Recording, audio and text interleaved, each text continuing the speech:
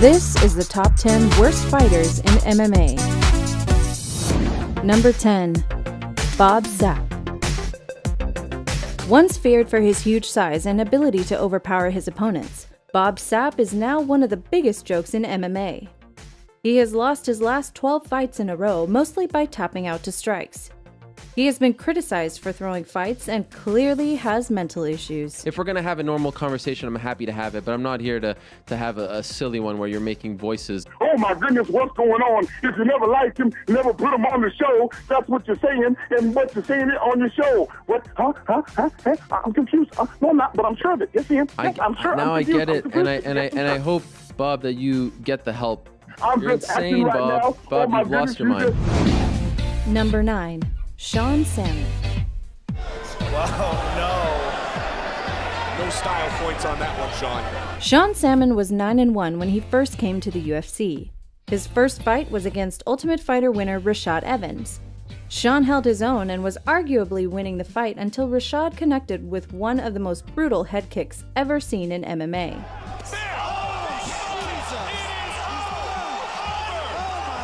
Sean went on a decline after the loss and has lost his last 12 fights in a row. Number 8. Ross Poynton.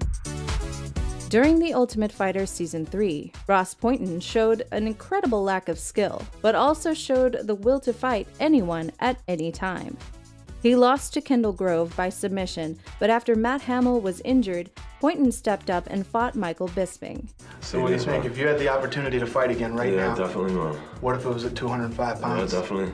Let's get it on, man. Poynton was TKO'd early in the fight. He was still offered a fight on the Ultimate Fighter finale where he was choked out by Rory Singer. Ross currently has 6 wins and 17 losses. Number 7. Elvis Sinosic.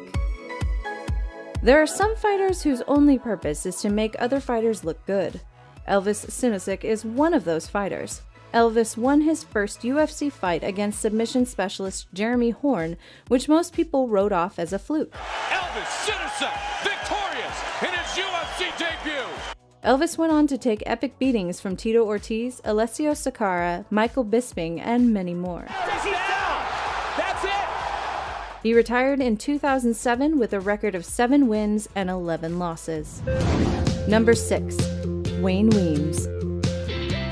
With 12 wins and only 2 losses, Wayne Weems doesn't seem likely to be a candidate for this list, until you watch him on The Ultimate Fighter Season 5. Yeah, Wayne, I don't think he has too much skills. His stand-up game is not there. His ground game is not there. His endurance is not there. Weems was demolished by Gray Maynard in just 2 minutes. The surprising lack of skill called his 12-2 record into question, as most of his opponents have never fought before. Number 5. Kimbo Slice. With 0 ground game, it's shocking Kimbo Slice has any MMA victories at all. Most of his early wins are suspected to be fixed fights, but that didn't stop the UFC from signing him to be on The Ultimate Fighter. Kimbo was easily beaten by French fry expert Roy Nelson via TKO. Kimbo also fought on The Ultimate Fighter Season 10 finale in a horrible showing against Houston Alexander. Kimbo gassed early and did almost nothing the entire fight. This is just getting weird now. This is like over a minute of just spinning around in a circle. But strangely enough was still awarded the decision win. Kimbo went on to lose his next fight against Matt Mitrione and was cut from the UFC. Number 4. Giant Silva. At 7 feet 2 inches tall, it's hard to believe how bad Giant Silva is at fighting. But you have to feel bad for him because he doesn't seem to want to fight and always takes a brutal beating. And it is over, just like that. Silva lost 6 of his 7 fights in Pride and retired in 2006 with the win over Akebono. Number 3. Jason Thacker. While training out of an abandoned garage in Canada, Jason Thacker received a call from the UFC with an offer to be on the very first season of The Ultimate Fighter. You've struggled technically and physically since day one. You've almost become like a mascot for our team. Thacker took on fellow castmate Chris Lieben and was quickly TKO'd in the first round. Thacker showed no evidence of a ground game or striking experience and hasn't fought since the loss in 2005. Number 2. Sean Gannon. Sean Gannon's claim to fame was a win over Kimbo Slice during a street fight around 2003. The UFC noticed his terrible striking and cardio and decided to sign him to fight against Brandon Lee Hinkle at UFC 55. Gannon was quickly taken to the ground and was on the receiving end of Hinkle's ground and pound. The fight was stopped in the first round and Gannon was never heard from again. Number 1. James Toney. James Toney was a former boxing champion with no MMA experience at all. So the UFC quickly signed him to a contract when Toney showed interest in competing in MMA.